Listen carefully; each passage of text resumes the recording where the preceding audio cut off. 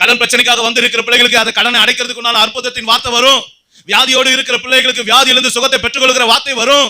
அதிசயத்தை எதிர்பார்த்து, அற்புதத்தை எதிர்பார்த்து, பலவிதமான தேவைகளோடு வந்திருக்கிற ஒவ்வொரு பிள்ளைகளோட வாழ்க்கையில என்னென்ன தேவையோ அதற்குரிய வார்த்தைகள் இங்கிருந்து வெளிப்படும். அப்ப அந்த வெளிப்படுற வார்த்தையை நீங்க அப்படியே பிடிச்சு கொள்ளும் போது யோசிச்சு பாருங்க. ஆண்டவர் மீனை குறித்து, கடல்ல இருக்க மீன்களை குறித்து ஒரு வார்த்தை சொன்னார். அவர் எப்பொழுது ஆகாரம் கொடுப்பார் என்று அந்த மீன்கள்லாம் என்ன பண்ணுமா? ஆவென்று வாயை திறக்குமா. அவர் கொடுக்க அதை வாங்கி கொள்ளும். அவர் கொடுக்கலன்னா என்ன பண்ணும்? மறித்து மண்ணுக்கே திரும்பும். மீனை போல இருக்குமா? யோசிச்சு பாருங்க ஐயா, யோசிச்சு பாருங்க. அப்ப இன்னைக்கு ஆண்டவருடைய வார்த்தையை நீங்களும் நானும் எந்த எண்ணத்துல கேட்டுக்கிட்டு இருக்கோம்?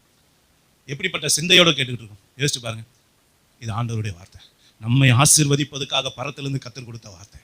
இன்னைக்கு அந்த எண்ணத்தோடு நீங்க சின்னவங்களா இருக்கலாம், பெரியவங்களா இருக்கலாம், படிச்சவங்களா இருக்கலாம், படிக்காதவங்களா இருக்கலாம், ஆண்டவரை அறிந்தவங்களா இருக்கலாம், அறியாதவங்களா இருக்கலாம், யாரா இருந்தாலும் வார்த்தையை விசுவாசித்தீங்கன்னா, நீங்க விசுவாசத்தோடு அந்த வார்த்தையை கேட்டீங்கன்னா அந்த வார்த்தை உங்க வாழ்க்கையில அற்புதம் செய்யும் என்பதை என் வேதம் சத்தியமாய் சொல்லுகிறது. அல்லேலூயா. அப்ப எத்தனை பேருக்கு நீங்க அந்த வார்த்தை நம்ம அப்படி கேட்கும்? இப்ப அந்த வார்த்தையை அப்படி கேட்ட சில மனுஷனோட வாழ்க்கையில நடந்ததை நான் உங்களுக்கு சொல்லி ஜெபிக்க கடந்து செல்ல போறேன். ஆதியாகமம் 26ஆம் அதிகாரம் 3ஆம் வசனம் 12ஆம் வசனத்தை வாசிங்க. இந்த தேசத்திலே வாசம் பண்ணு, நான் உன்னோட கூட இருந்து உன்னை ஆசீர்வதிப்பேன்.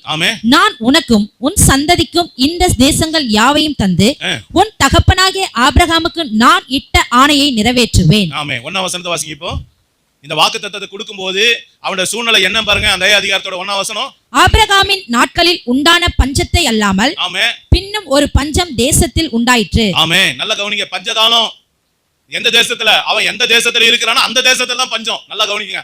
ஆண்டவர் ஒரு நல்லா இருக்கிற தேசத்துக்கு போய் நீ அங்க போய் ஆசீர்வாதமா இருன்னு சொன்னாரா? பஞ்ச தேசத்துல இருந்து நான் உன்னை ஆசீர்வதிப்பேன்னு சொன்னாரா? யோசிச்சு பாருங்க. அவன் எந்த தேசத்துல இருக்கிறானோ அந்த தேசத்துல இப்ப என்ன வந்திருக்கு? பஞ்சம் வந்திருக்கு. இவரும் என்ன வேற சொல்றாரு? நீ அந்த தேசத்துல இருடா, நீ அந்த தேசத்துல இருந்தா நான் உன்னை ஆசீர்வதிப்பேன்டா அப்படின்னு சொல்றாரு. நல்லா கவனிங்க. அவன் என்ன பண்ணான்? கர்த்தர் சொன்ன வார்த்தைக்கு உண்மையா கீழ்ப்படிஞ்சான். இப்போ அவனோட ஆசீர்வாதம் எதுல இருந்தது? ஆண்டவருடைய வார்த்தையில இருந்து. என்ன வார்த்தை? இந்த தேசத்துல தான் உன் ஆசீர்வாதம் சொன்னார். நல்லா கவனிங்க. இப்ப பஞ்சகாலம் புலம்பின்னு தானா? சொல்லுங்க. பஞ்சகாலம் புலம்புனானா?